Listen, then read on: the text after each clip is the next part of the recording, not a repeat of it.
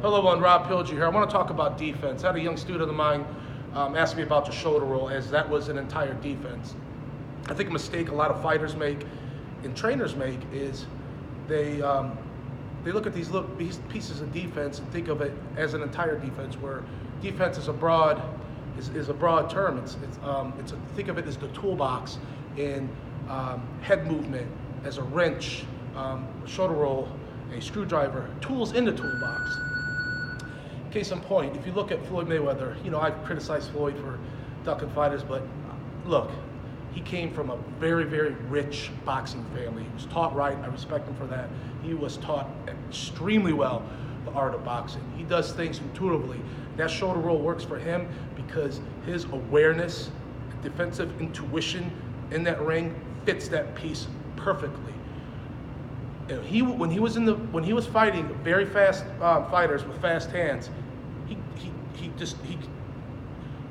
put his hands up. The shoulder roll wasn't his tool of choice. Then, case in point was Zab Judah. When he fought Zab Judah, was getting hit high guard, elbows in, blocking the punches, so he could adapt.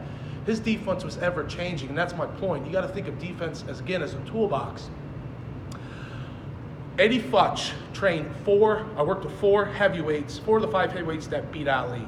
Joe Frazier, Ken Norton, Larry Holmes, albeit a faded Ali, Trevor Berbick, albeit an extremely faded Ali. But against Joe Frazier, the bob and weave. Against Kenny Norton, the crab-style defense to diffuse what Ali did. But that's what a great trainer does. He'll look at a fighter and to take away his strengths, devise a fight plan, devise a great defense to nullify what a fighter does very well. People look at offense, and offense puts asses in the seats.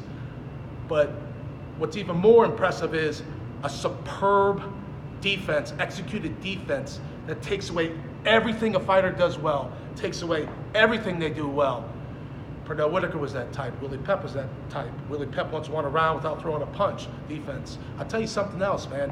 What was really impressive is, which doesn't get talked about enough, is feints. When Tyson Fury beat Vladimir Klitschko, who at that time hadn't lost a fight in over 10 years, he mentally was in his head before the fight, but he fucked him in that ring that night with feints. He kept feinting with the head, feinting with the shoulders, feinting with the hands, feinting with his feet.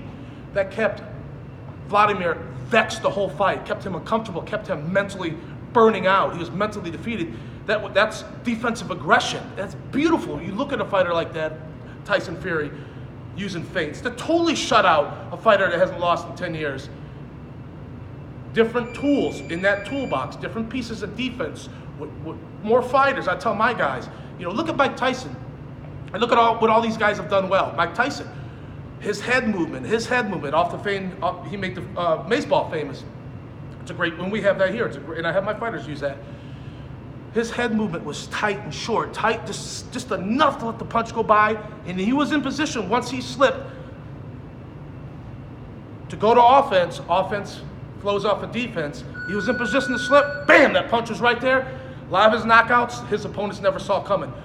Yes, he was genetically powerful. Yes, he was genetically strong, but that defense, that head movement, and he did use good angles too, working the body.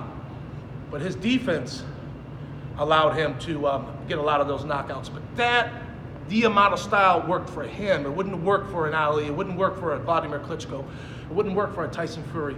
It worked very well for Tyson. And a good trainer like one of the best ever in Eddie Futch was obviously smart enough to go into his toolbox of defense and take different tools and equip the fighter. Frazier, Norton, who beat a more, Norton didn't beat a prime Ali, but he still beat a pretty good Ali. But he equipped these fighters with a defense to beat a very, very good fighter. And the fighter will work in the gym on a defense that that take away a certain their opponent's certain style of offense. So just keep that in mind. This isn't a shoulder roll. You see guys out there nowadays doing a fucking chin's way on the air like this, and they're having their elbow here and hand here. That ain't a shoulder roll. That's not even fucking close. You look at Floyd do it, chin tucked, shoulder, catching jabs, catching right hands, rolling, chin's tucked, chin's behind the shoulder. His hand's here, his elbow's here to check hooks, His elbow's here to check body shots. He's got a tight shoulder roll. That's how you do it. But it's just one piece of defense. Develop different defensive tools to go into your defensive toolbox and use them appropriately in a fight.